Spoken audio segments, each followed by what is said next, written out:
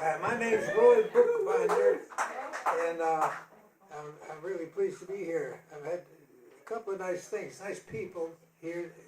The setup was fun, and you know you're playing a classy joint when the men's room has hot water to wash your hands with. That impressed me. A lot of the joints, they don't put the hot water on. Believe it or not. And that song, Let Us Get Together, a friend of mine wrote that song. Oh, really? Yeah. Favorite song? He goes by the name Banana. And Banana was in a group with Jesse Cullen Young, who played acoustic guitar, not unlike me a little bit. And they had a group called the Youngbloods. Yes. And that was their hit. And it was in the movie Forrest Gump. And 12 years after the movie came out, the lawsuits, they finally got the check. Banana don't have to do much anymore. I got another old friend, Ramblin' Jack Elliott. Oh, Ramblin' Jack. And Ramblin' Jack lives near Jack just had his 94th birthday, bless his heart, as we say in North Carolina. And Banana goes out with Jack for gigs sometimes. Jack don't work so much anymore. He only remembers about 8 songs, and they're shorter than they were when he played them on the records. I noticed in my sets, I'm going to be 81 in a couple of days. And,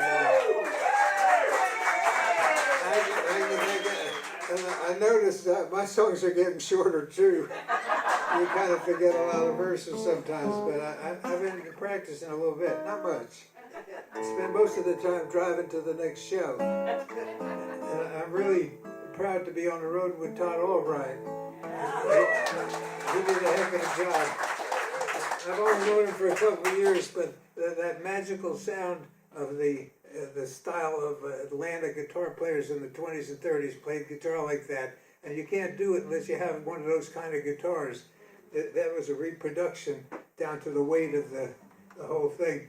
You can't do that on a Martin guitar or a Gibson guitar or a Guild guitar or a Taylor. You got to have something that like they played, because they're very different.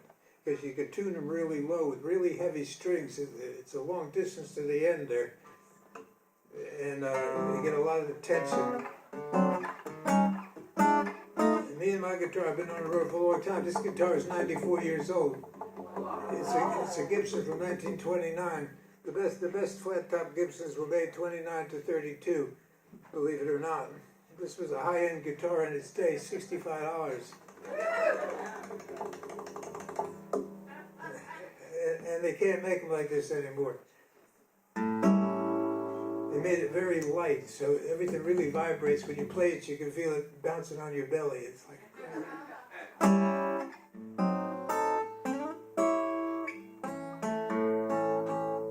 You can't really see from out there. It's the only Gibson that was ever made with a gold sparkle around the top.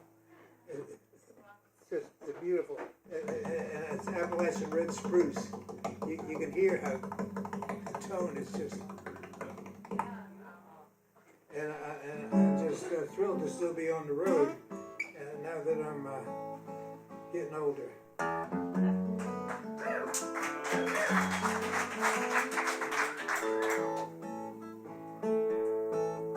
This is a tune I made up, a blues song. It's pretty much a real blues song, and I call it the St. Pete Blues. I live in St. Pete, Florida, and this is as far north as I've been in years. I was up in New England this summer. It was hot there. It might as well have been in Florida, but you can't make a living doing this staying in one place. When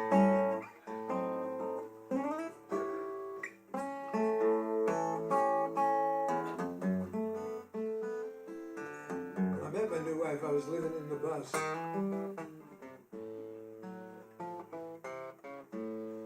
She took me home and showed me that little cottage with the fence in St. Peter, the palm tree in the front yard. I fell in love with it. I mean her. Then she told me she had a job. It's like I hit the Cornella, you know? But I'm still getting used to living in the house.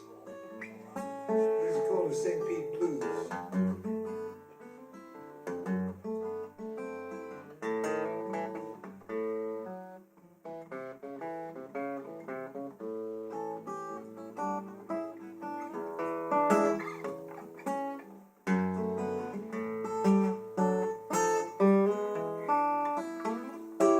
Get your ups and you get your downs.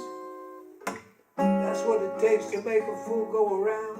I said, hey, hey, baby, mama, you ain't so such much, you know. I'm going back down south. I'm gonna leave all this rain, sleet, cold, and snow. Papa told mama how it's gonna be. Mama said, Papa, Daddy, you just wait and see. I said, hey, hey, baby, you ain't so such much, you know. I'm going back down south like I said. I'm gonna leave all this rain, sleet, cold, and snow.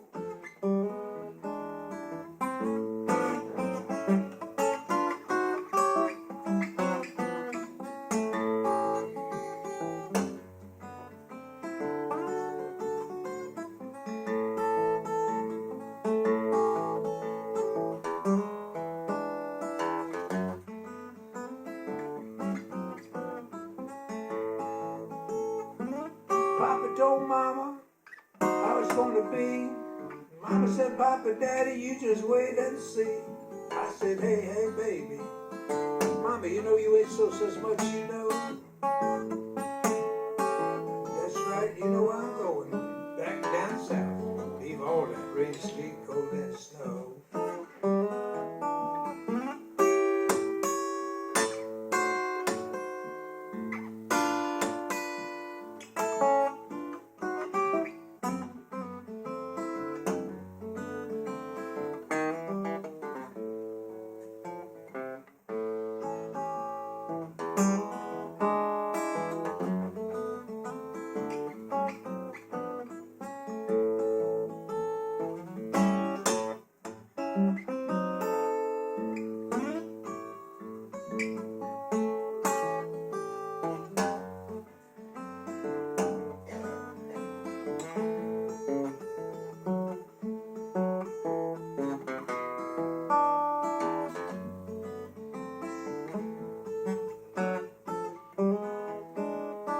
Don't look back, Mama, you might not like what you see.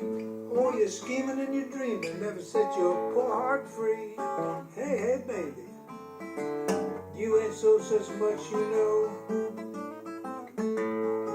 Yes, I'm going back down south, like I said. Leave all this rain, sleet, cold, and snow.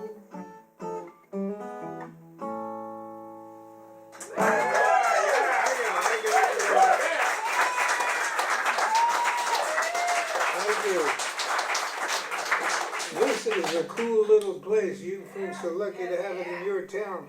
There's nothing this cool in St. Pete, Florida, except it's nice in the wintertime. It's really nice in the wintertime. I usually go out on tour now. I start with the great Americana Festival, they call it now, dedicated to Doc Watson and his son Merle Watson, Merle Fest.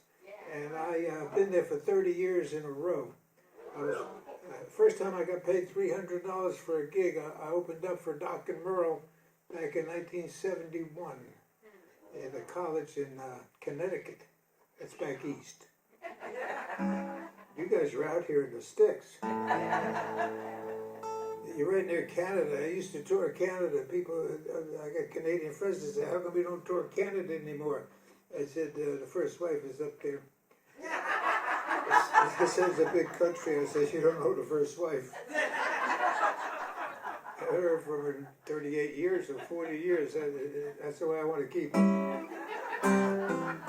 Now, you know, back before there was a Walgreens and a CVS on every corner, I don't know if you have that here. Down in the rest of the states, they have those on every corner. Back in the old days in the mountains of Virginia and Kentucky and Georgia, they'd have medicine shows. That was, you get back in the day, it'd be a wagon with a guy selling cure-alls, you know, sometimes Indian chiefs. They had Indian remedies, they called it. And my friend Pink Anderson, that was his real name, he never really knew that Pink Floyd was named after him. And it's true. I read it on the internet, so it's got to be true. They had this group, you know, they were playing the saloons where they lived, and they needed a name for the group because somebody wanted to record them, and they had these old blues albums around that were made in the 60s, and there was one by Pink Anderson and one by Floyd Council, and they said, we'll call the group Floyd Pink, and they voted on it, and they went with Pink Floyd. And he worked in medicine shows, and I met him, long story, I'm not going to tell you the whole thing, but Pink told me that he went on the road with C.W. Blair's medicine show in 1918. And he worked with C.W. for 12 years.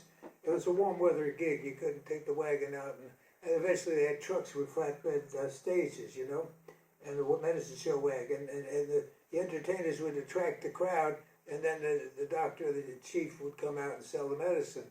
And I said, well, wow, that's terrific, you know, that's great. He said, well, we've never really cured anybody, but people didn't care they were sick after they had the chief's medicine. The last medicine show went out in as late as 1967, and that was Chief Thundercloud's medicine show, and Pink worked with him for like, right through the 30s and 40s, and it was quite a hustle. Quite a hustle. I respect a good hustle. Pink worked with his buddy Peg Leg Sam, and he played the harmonica and danced. That was a big attraction. People, holy cow! The guy was a pretty good harmonica player, but he was really a good dancer. And I actually knew 3 peg-legged dancers. You can't make it up. You can't. The most famous peg. I will tell no lies up here. This is actual facts. I have lived it. And the proof of the peg-legged guys is the most famous peg-legged dancer. And the tragedy is there are no more. You know. You know, you get a $100,000 fake leg. I don't know how that works, but if you go to on your iPhone now, after the show, you Google Ed Sullivan / Peg Leg Bates, and it blew my mind because I did that. Somebody told me to do that. I did that. And Ed Sullivan comes out. Any of you old enough to remember the Ed Sullivan show? Get a few. That's good.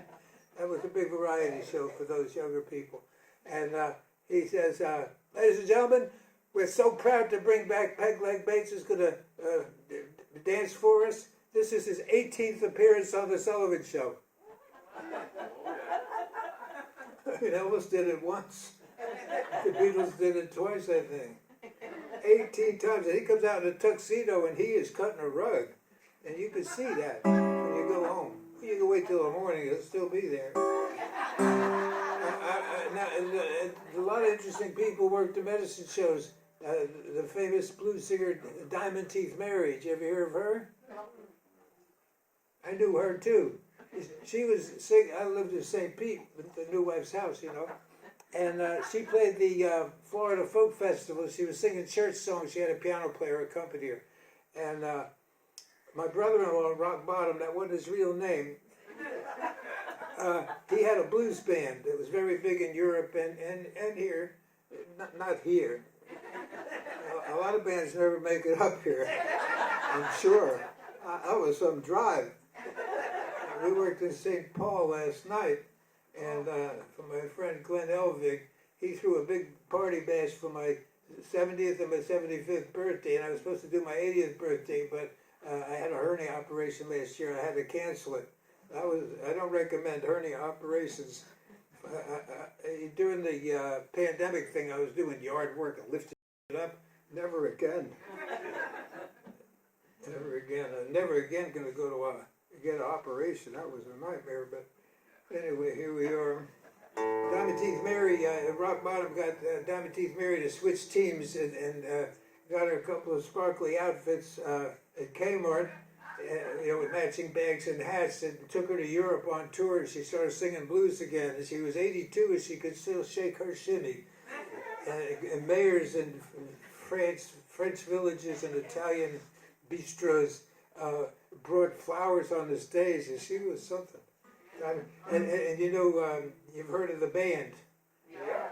Those guys, Levon and Robbie and the others, they had a song called W.C. Walcott's Medicine Show, and if you listen to the words, there's a line in there about the lady with the diamond smile, and it had to be Mary because he was from Arkansas, and in 1949, when he was probably about 15, he probably snuck in the tent to see the show, and Diamond Teeth Mary was the headline act in the Rabbit Foot Minstrel Show in 1949, and they toured through Arkansas and the South.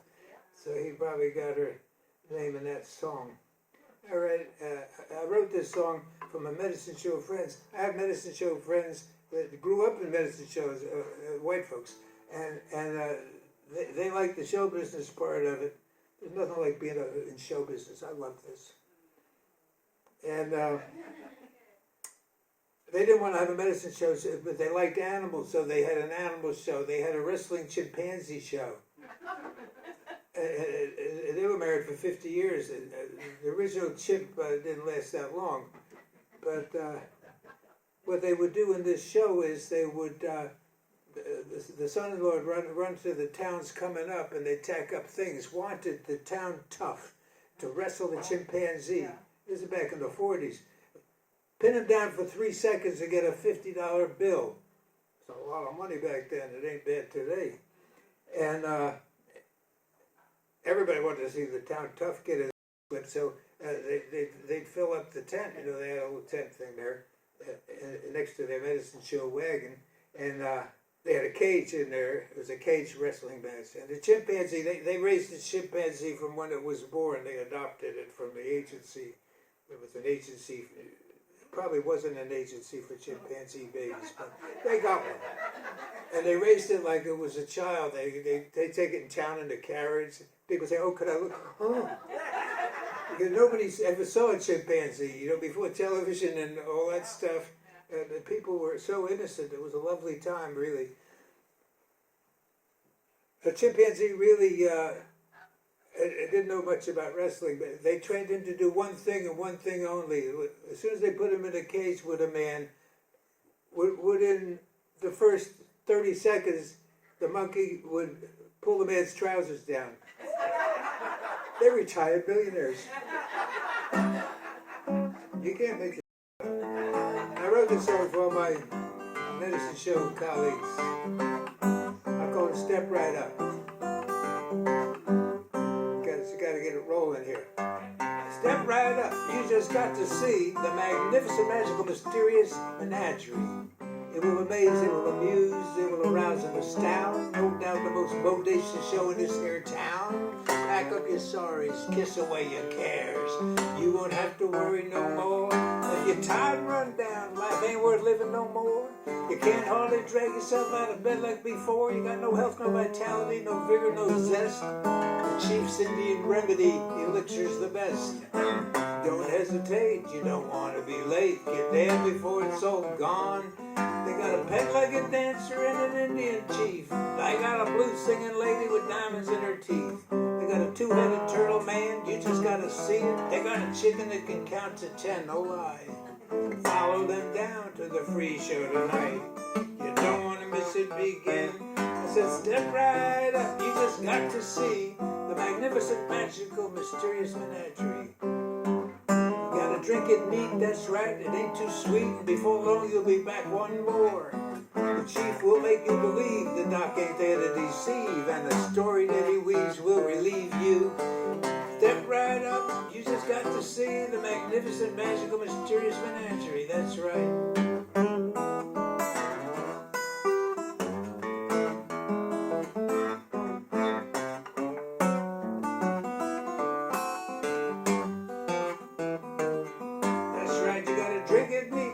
It ain't too sweet. Before long you'll be back one more. The chief will make you believe the doc ain't there to deceive, and the story that he weaves will relieve you of some of your pain. And only a change, but you'll be glad that you came to the show. So step right up, you just got to see the magnificent, magical, mysterious menagerie. Thank you very much. Pink Anderson gave to me. This is a song that he used to play in the shows. It's an old song called Traveling Man. I named my first album Traveling Man before I met Pink Anderson, but I went down south looking for him and I found him. And it wasn't easy to find him. Nobody wanted to tell me where he was because he was kind of a hustler in the old days. Well, towards the end of his life, he ran a gambling joint and God knows what else went on in there. He made a lot of money. He had a watch turkey lived in his yard. He had a fence around it. And if anybody got near that yard, that turkey would start squawking. He had his moonshine buried out there and his money. Pink Anderson. And I hung around with him a little bit, and I was playing this song, and he came up the street, the dead-end street, the Carpenter Street extension, which was extended after Carpenter Street during World War II, he told me. And he had his name in the concrete, Pink Anderson. He put it in there when the concrete was being poured. It was a dirt road originally, but they paved it. That's progress. And I was playing that song, and he came up the street, and I put my guitar down and went up. I said, "You must be Pink Anderson." He was an old man. Not as old as I am now, but he was an old man. He said, "Tell me something I don't." I said, "You Pink Anderson?" He said, "Tell me." He said, "Yeah." He said, "Tell me something I don't know." I said, "You must be Pink Anderson." I said, "Well, I drove 30 hours looking for you." He said, "I owe you money?" I said, "No. I might owe you money." He said, "How come?" I said, "Well, I recorded it on my first record, the Traveling Man song, and I owe you $50 in royalties." He says, "Give it here." He gave him that $50 bill. We became fast friends. Friendship was still pretty cheap back then. He said to me, "That was you trying to play my song?" I said, "Yeah." He said, "You know, I played that song for over 50 years. And I thought to myself, wow, we played the damn song for 50 years. I've sung it now for 50 years.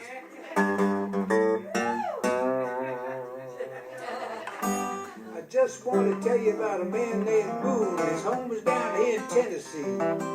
He made his living, you know, he was stealing chickens and anything he could see. The Popeye man runs so fast, feet never stayed in a row.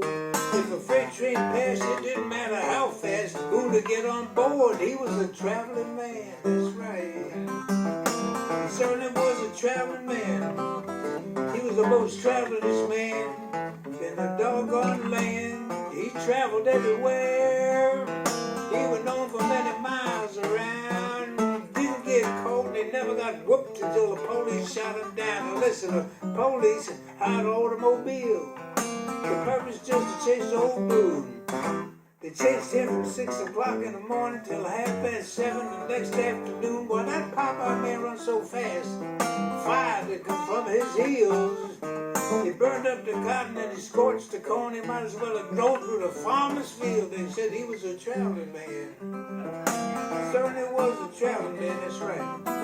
Like I said, he was the most travelingest man that ever was in that land. Yes, he traveled everywhere. He was known for many miles around. He didn't get caught and he never got whooped until the police shot him down. Now listen, that boy went to the spring one day to get himself a pail of water. The distance that he had to go could have been more than 2 doggone miles in a quarter. He got down, got his water, but when he started back, you know that he stumbled and he fell down. Ran to the house, got another bucket, caught the water before it touched the ground. He was a traveling man. That's right, he certainly was a traveling man. He was the doggonest, most travelingest man that ever was in the land. That's right, he was a traveling man. Certainly was a traveling man. Like I said, he was the most travelingest man in the land.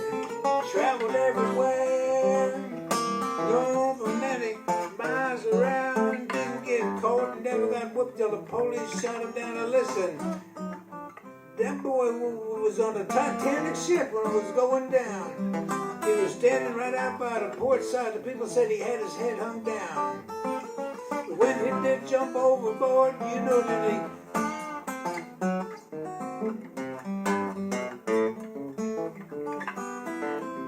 Try that again, Roy. That boy was was on the Titanic ship. The day it was going down. He was standing out by the port side, that's right, had his head hung down. When he jumped overboard, everybody said he was a fool. About 2.5 minutes of that, the cat was shooting dice in Liverpool. He was a traveling man. Certainly was a traveling man. That's right. He was the most travelingest man that ever was in that land. Traveled everywhere, known for many. That's right. Now the police caught this traveling man at last. They had him up to hang one day. The juryman will ask that traveling man, what do you have to say? He told the jury, I forget what he told the damn jury to do, but oh yeah.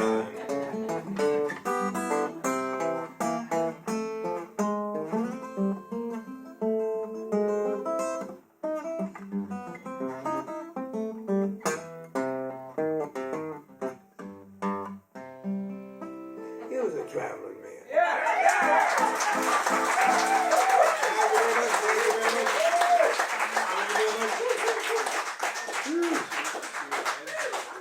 My first album was called Traveling Man. It was on Delphi Records from Maryland. I put that out in 1971. I think I was about 14 then. Right. I'll do another one. This is one from the new album. The new album, I have to apologize, it's 13 years old. It was so good. I wrote all the tunes on that album, and I thought on the Americana charts on the internet for a brief moment it was number 3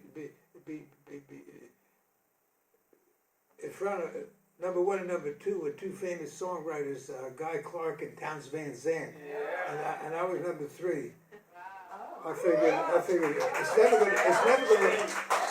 never topped that, so I stopped recording. And I'll be honest with you, ever since I got Netflix and Amazon Prime in the bus, I haven't written a song. That's addictive. But, don't need another album. I got 10 or 12 out, and they're all available on my website, roybookbinder.com. But I do happen to have a few back there. You can purchase one. It's never too early to shop for Christmas. It's coming up. I was in Walmart the other day, and they had the Christmas up. What's with that? Anyway, this is a song I wrote in the old-fashioned style. Now, Todd Albright plays like in the Atlanta, Georgia style mostly, but he can play other things. Thank God he doesn't, but he's the best at what he does. He's a very good player. Yeah, I'm a simple player myself. If you like the way I play a guitar, you can go to Vimeo.com, and I give there's a Vimeo. I explain how to play the 10 songs on the new album, which is 13 years old. But it'll be new to you if you get it. That's the thing about music. I mean, we're still listening to old 78 RPM records, listening for cool songs. And back in the day, it was a miracle that the folk music thing, people got into old music, and some of the guys that made records in the 20s and 30s were only in their 60s, and they were rediscovered. And they played major festivals around in colleges. It's amazing. I mean, another 10 or 15 years and they would have all been dead. They're all dead now. This is what's left, a couple old white guys. Tragic. But thank goodness we're here to keep their names alive. And I'm going to do one off the new album. Then I'm going to tell you about Reverend Gary Davis. He was my mentor, so to speak. I didn't know what that word meant until somebody told me he was my mentor. I got 2 years at junior college, but it doesn't shine through too good. I got out of the Navy at 65, and I went to community college. It was $100 a semester, and if I did that, the government would give me $100 a month. I said, sure. I signed up to go to college. I played a lot of guitar in college. That was in Providence, Rhode Island.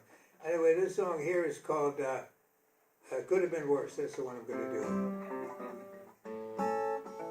The old Carolina style, most of stuff. You know my good gal left with another man. I won't be missing her raising sand. She ain't good looking and she don't dress fine. A girl can't cook and she's always lying. Could have been worse, they say. Could have been worse, you know. Could have been worse, just wait, oh shucks.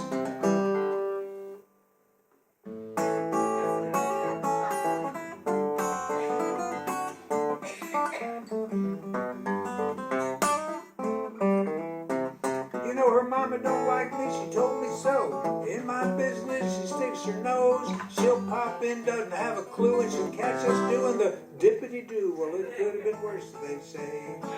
Could have been worse, you know. Could have been worse, just wait, that's right. It could have been worse, you'll see.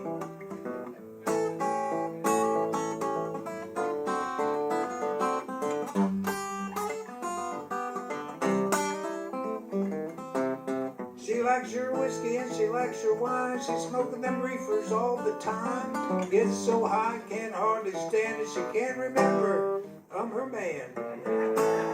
Could have been worse, they say. Could have been worse, you know. That's right. Could have been worse, just wait. Could have been worse, you'll see.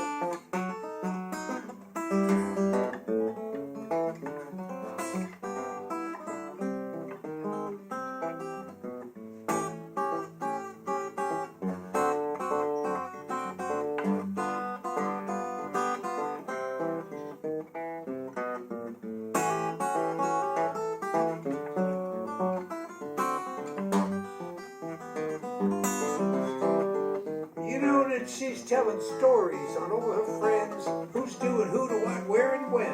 Can't keep her mouth shut, that's for sure. If she hears some trash, she just wants some more. Well, it could have been worse, they say. Could have been worse, you know. Could have been worse, just wait, that's right. It could have been worse, you'll see.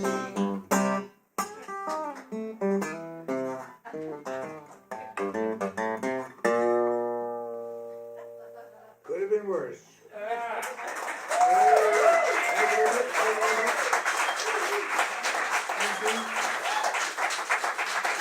After I did my 2 years of junior college, they called me in to see the dean. And he said, we noticed that you've been here for 2 years and you've never taken a required course. What's with that? I said, well, I really wasn't interested in the required courses. And I was on the dean's list. If you were on the dean's list, you didn't have to pay the $100 a semester. And I was getting really good grades in the classes I took. He said, but how long do you plan to be with us? I said, I think this is it. He said, good. So then I moved down to New York City, and I went back to the orphanage, and I was working in the orphanage. I wasn't an orphan, but I was a counselor in the orphanage. I needed a job with room and board, you know, and it was in the paper, and I worked at some kids camp, and I had a friend that owned a kids camp, and I used to go there and entertain and play guitar. So I said, I got the job. It was pretty good. But and I also I was playing in Greenwich Village, the open mics. They call them hoot nannies, folk music term. I don't know what it means, but it don't matter really. But I got lined up on a Tuesday. You could play the Gaslight Cafe on McDougal Street, the famous streets in New York for folk singers on McDougal Street, and the other one, I can't recall it right now.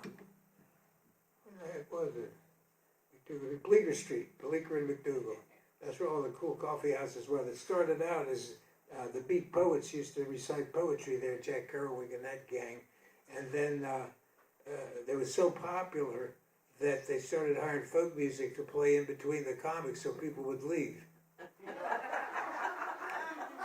And then folk music caught on. It was crazy. It was crazy.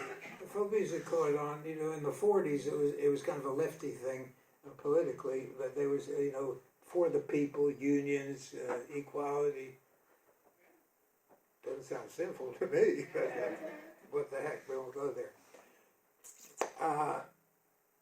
They had discovered Leadbelly, who Todd mentioned, and he was singing with Pete, hanging out with Pete Seeger and Woody Guthrie and all them guys. And then a blind preacher from the Carolinas came to New York. His wife got domestic work. His name was Reverend Gary Davis. He was singing on the streets of New York, and they paid a little attention to him. He was a guitar wizard, but he was really into this religious thing, and it's a little much, for some people. He calmed down in his older age. And he was singing on the streets when folk music broke. And folk music became popular music for a brief moment in the early 60s for a number of reasons. Number one, Elvis was in the Army. Number two, Chuck Berry was in jail for the Mann Act. Number three, Buddy Holly got killed in a plane crash. And number four, what was number four? I forget. Little Richard went back to the church. He started singing Christian songs. And folk music snuck in. And Peter, Paul, and Mary made a record. And it became a number one hit in popular music. And they did a song they heard the blind preacher singing on 135th Street about Samson and Delilah. And they sent for him to come downtown to talk to the lawyers who were making the contracts. And the lawyers said, they got the song from you. Did you write the song? And he said he couldn't read or write from childhood. He was blind. And they got all excited about it. And Peter Yarrow, Peter, Paul, and Mary, I said, "Where'd you get the song, Reverend Davis?" And he leaned his head back in the chair and said, "That song was revealed to me in the spring of '28. And the lawyers were like, Peter Yarrow said, "Put his name on the damn contract." And he put his mark down. And lo and behold, they had a number one hit. His first check was over $10,000. And Peter, Paul, and Mary being good folk singers, the folk music world was full of good people then. I don't know if it still is. I don't hang out with too many folk singers, but most of them are pretty good. But they got him hooked up with Joan Baez's manager, who managed Doc Watson and Dave Van Ronk and the Jim Kweskin Jug Band. And they, Manny Greenhill at the little talent agency, copyrighted every song that Gary Davis knew. He died May 5th, 1972. In the last 10 or 12 years of his life, he toured the world. And it's a miracle. His widow, in the church, we called her Sister Davis when I first met them. And then she got some kind of promotion. She became Mother Davis. I never got into the politics of their church. But she lived off the royalties of the Grateful Dead, Hot Tuna, the Blasters, Taj Mahal, and all the slow folk singers for the rest of her life. And he died owning 2 houses. There's still hope for me. But if I had a peg leg. So I was hanging out with Dave Van Ronk and Ramblin' Jack Elliott, and they said they both knew Gary Davis, and they got the song Candyman from him. Little song he heard when he was a kid. And the syncopated guitar part really tickled me. I had to learn how to do that. And I learned it from Dave Van Ronk's record, and then I called up Gary Davis and I asked him if I could take a guitar lesson. He said, "If you got $5, you come here, I'll give you a guitar lesson." I was getting $100 a month. So I got over there and he said, "What can you play?" I played him the Candyman Blues. He said, "Good God Almighty, it sounded like Dave Van Ronk." The nicest thing anybody ever said, but he didn't like the way Dave Van Ronk messed with the timing, so he was messing up. 3 hours, he messed up my best song. And he really messed it up. Neither of them liked the way I played it at the end, but they're both dead, and here we are.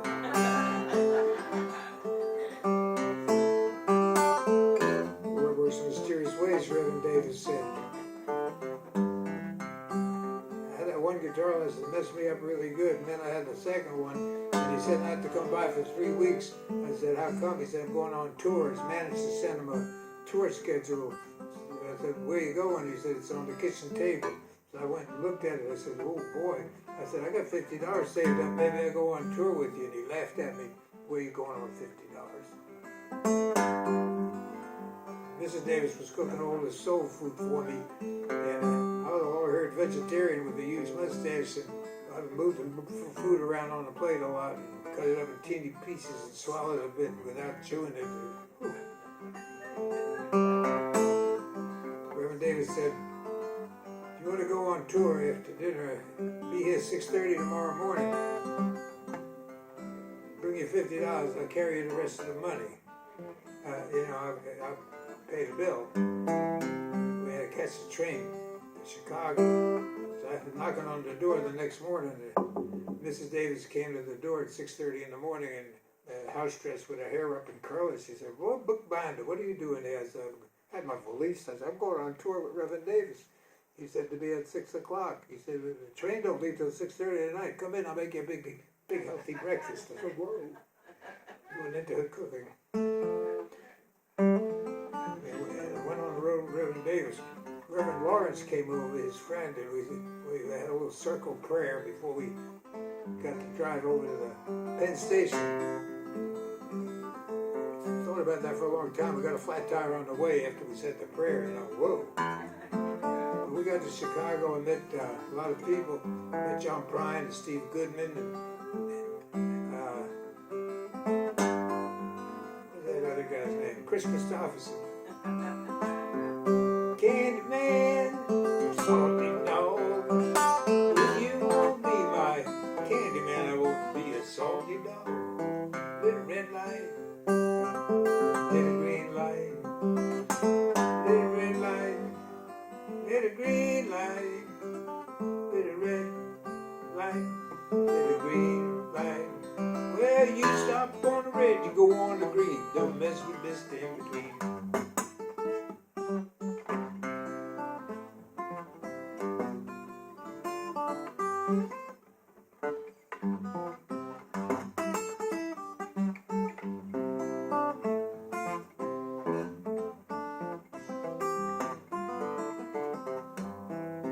Big leg Ida, big leg Ida, ooh, big leg Ida, big leg Ida. Well, I sure do love that big leg gal, God knows I do. Candyman, been and gone. Candyman, take that rock. Run and get the bucket, get the baby some beer. I'd do anything in this God Almighty world just to keep the Candyman home. Thank you. And now I will sing the song that I wrote for Reverend Davis. He ended up owning 2 houses. There's still hope. And I call this The Preacher Picked the Guitar, and this was recorded by Jorma Kaukonen from Hot Tuna, who was at Jefferson Airplane spinoff. And last year, a record came out. You ever hear of Tommy Emmanuel, guitar player? Jorma called me up and said he had a guitar camp in Ohio. I was there the first year. I taught guitar there for a weekend for 21 years in a row. And one of the teachers was Tommy Emmanuel one year. He was a wizard of the world's greatest acoustic guitar player. He didn't play this kind of music, but he was really an amazing guitar player. Is still. So Jorma called up and said, I'm in Nashville recording with Tommy. I said, oh, what's that about? He said, he's doing an album with friends. Now, I met him at guitar camp, but I said, yeah, he didn't call me. It was famous friends, really famous friends. I mean, not semi-famous, that's what I tell people. But I said, well, what did you cut? He said, I played him 4 songs, and he chose a Merle Travis song, and he chose your song, Full Go Round. I said, really? And he played second, they had a guitar duet, and Tommy sang harmonies on the song. And put it on Facebook to all my 5,000 friends. That's all you're allowed. That's all I could handle, I think. And everybody's going like, "Whoa, baby, this is it, the big thing." You know. And then the record came out 6 months later, and I wasn't on the record. It didn't make the cut. They used a different song he recorded, so I had to put that on my Facebook page. And I got like condolence letters. Well, at least he liked it. Well, you never know. And it had about 25 comments, and somebody at the end said, you never know, maybe it'll be on volume 2. And I thought, well, that was a sweet thing to say. That's good. And I was already planning to write it in my memoirs. I'm writing my book. It's called Near Brushes with Stardom. That's chapter 74. But then I was going to sleep, and I was thinking about that, like, that would have been really sweet, you know. And then I said, I wonder who said about volume 2. And I got out of bed and put my computer on. It's a whole production. I'm not good with computers. I got the thing going. I got in the right spot. It's on my Facebook. And I looked at his name, and then I Googled him up, you know. He was the producer of the record. So all of a sudden there was hope in my heart. And then 6 months ago, volume 2 came out.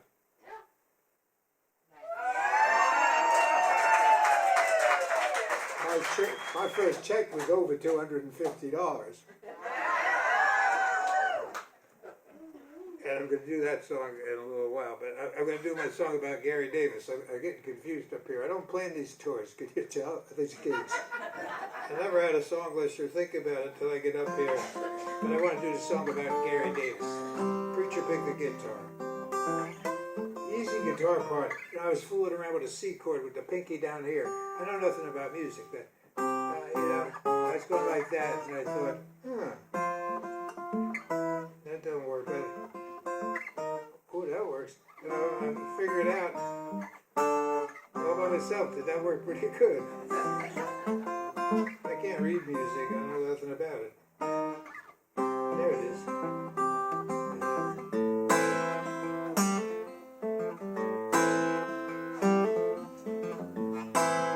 Tells the story of old Reverend Davis.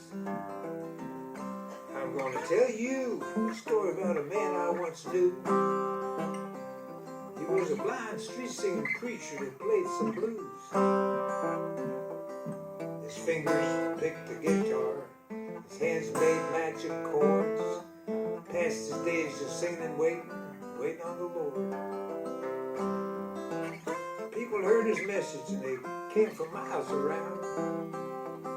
His pulpit was on the streets up in Harlem, sometimes way downtown. That's right, his fingers picked the guitar. He made those magic chords. Passed his days just singing and waiting on the Lord. But one day the angels heard him sing and thought he should be heard. He opened the ears around the world so he could spread the word. The preacher picked the guitar, hands made those magic chords. Passed his days just singing and waiting on the Lord. Then he sailed across the ocean to London and to France, thanking Jesus every day for giving him that chance.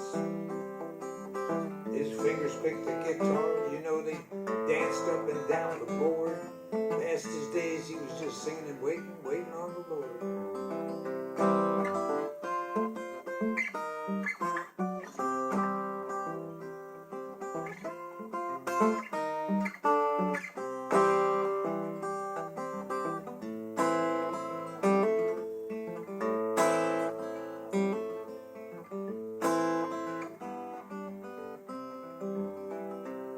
One day his voice was quiet, his time had come. He knew where he was going and where he had just come from. That's right, his fingers picked the guitar, danced up and down the board, passed his days just singing and waiting on the Lord. Well, I told you a story about a man I once knew. He was a blind street singing preacher that played some blues. Preacher picked the guitar, hands made magic chords, passed his days just singing and waiting on the Lord. Thank you very much. Reverend Davis died May 5th, 1972. And Mother Davis lived another 13 years off the royalties of the Grateful Dead and those other groups. She used to jokingly always say when I knew her, nobody could ever say I married Brother Davis for his money. He was singing on the streets down and out in North Carolina when they got married many, many years ago. I guess I got time for a few more. I'm going to do. This is the one Yorm and Tommy recorded. Another man done a full go round. Had another blues singer named John Jackson from Virginia, and me and him were at some other blues singer. I can't remember who died that time. And he had this weird accent from Rappahannock County. It was like the Outer Banks of Virginia, up near D.C. And you could hardly understand him, but he's a great guitar player and singer, and a great man, family man, the whole deal. And he toured the world, bless his heart. He's not with us anymore, but at this funeral, he said, I can't do his accent, but he was trying to say that the man had done a full go round, and now he's dead. And bless his heart. So I call this song Another Man Done a Full Go Round. And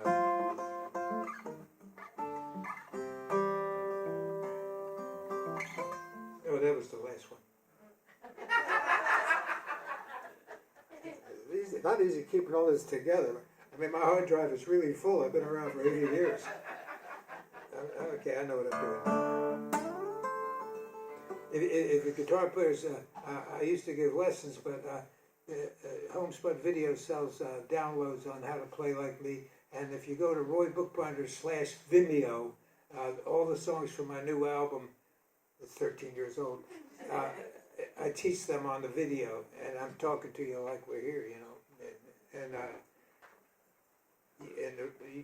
you buy it from Vimeo, and I get most of the money, which is pretty cool.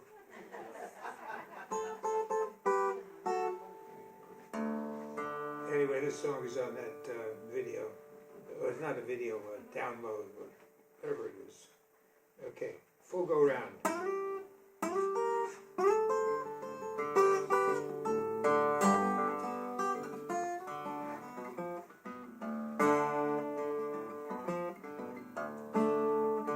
Put him in the ground, 6 feet down, till you hear that coughing sound. You can weep and you can moan, but that old boy never coming home. Another man on a full go round.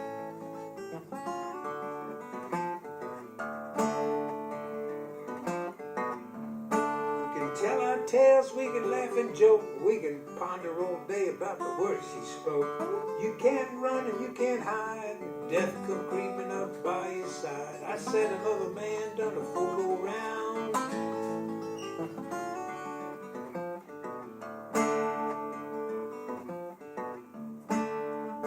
Put him in the ground, 6 feet down, till you hear that coughing sound.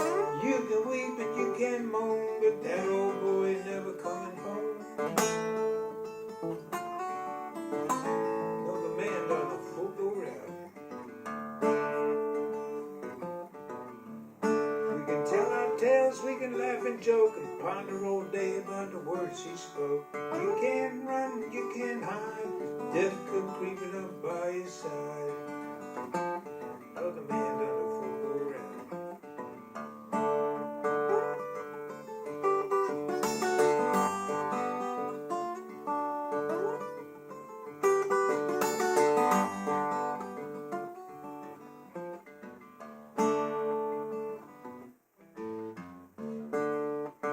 Winter, summer, spring or fall, you got to go where the good Lord calls.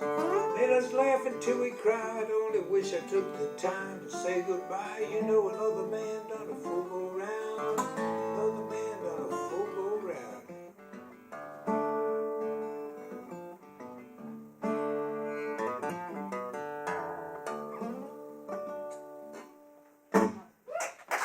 Thank you.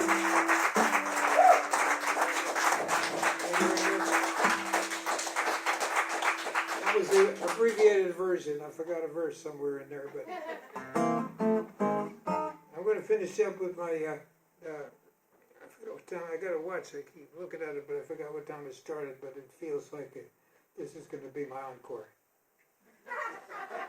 The encore is the most awkward part of show business because some people's going like, "Oh, geez, thank God." and other people go, like a lot of gigs they have an MC, like at a festival. I always tell the MC, I'm going to announce my encore and I'm going to do it. None of this give it up. Have me up there for the rest of the night, you know. But God bless you all, and Ray Ann and her gang. I mean, you know, when I'm up here, I can tell that you're having a good time. I hope you can tell that I'm having a great time, because this is without this, I wouldn't have much. And you people let me do it, and I just thank goodness.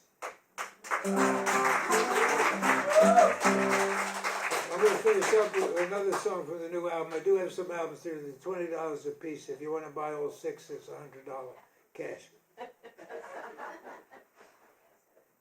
And I really need to sell them, because if I sell a few of those albums, I'm going to get better mileage on my diesel truck.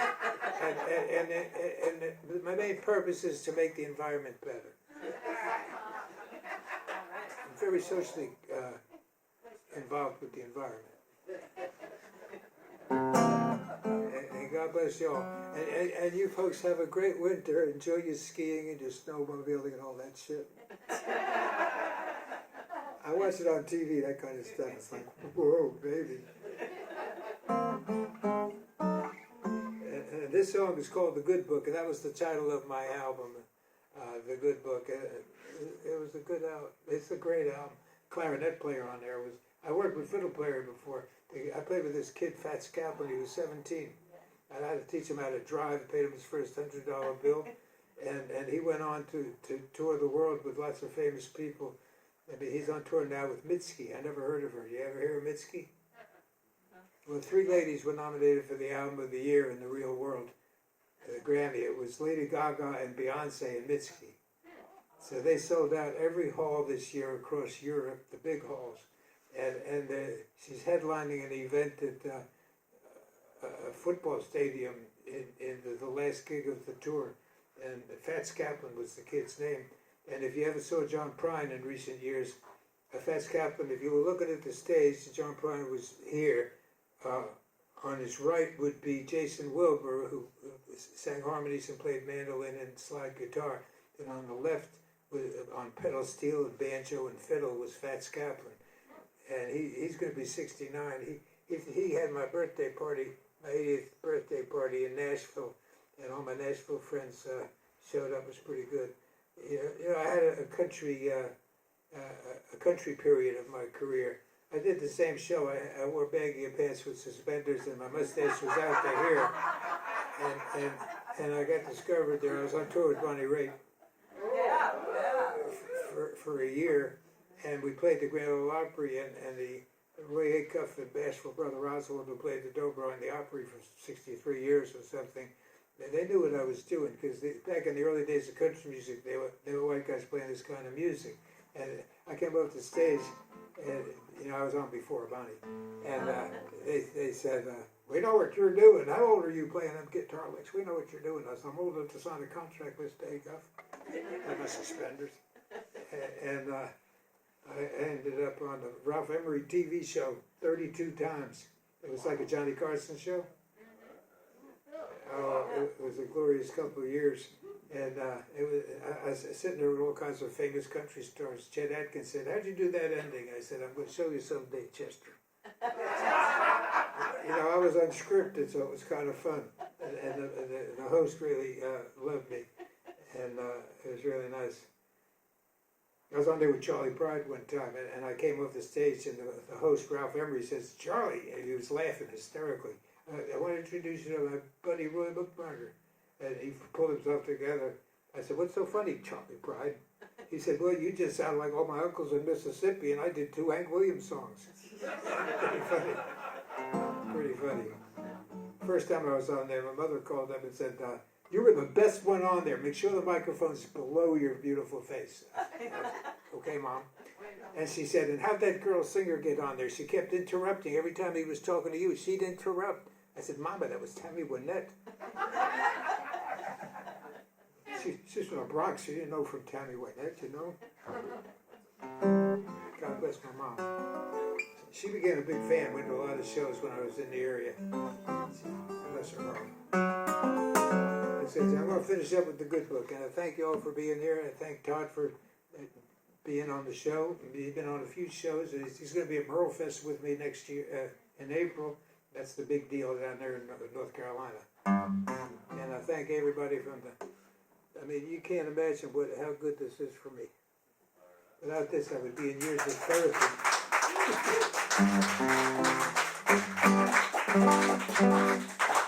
Old guitar sounds pretty good, doesn't it? 94 years old. I've always had guitars older than me and wives younger. It's just my thing.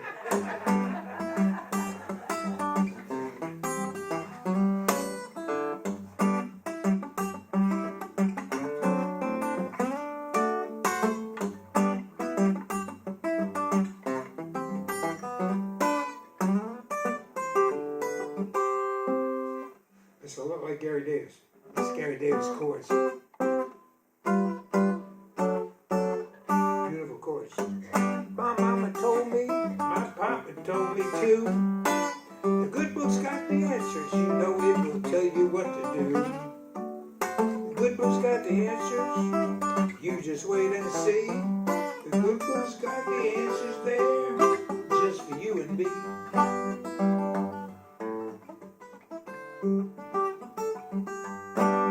Learn to sing and dance, you better work and play real hard. And watch your step along the way on your journey to the stars. Don't you be a cheater, I said don't be telling lies.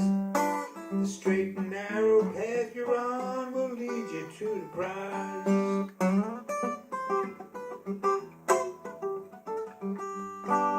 Be good to the children, the old and feeble too. Don't you be doing to others what you don't want done to you. Mind your own business, keep singing a happy song. You know a soldier in God's army always knows what's right from wrong.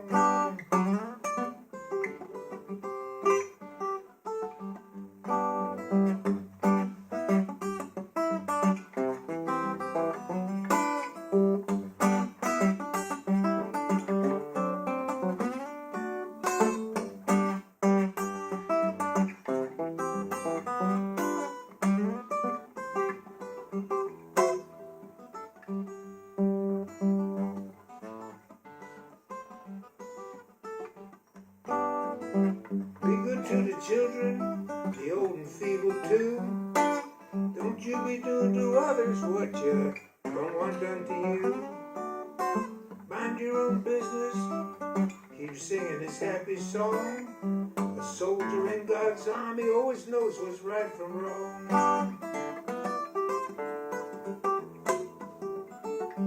Now don't be wanting what's not yours. Give thanks you got a lot. You ain't never gonna miss what you don't have or get from them that's got. Fussing and a fighting, you know, is not the righteous way. You just best be quiet if you got nothing good to say.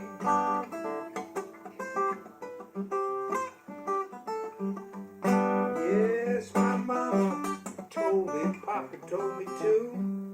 The good book's got the answers, that's right, it's gonna tell you what to do. The good book's got the answers, you just wait and see. The good book's got the answers there, just for you and me. Thank you so much. Thank you.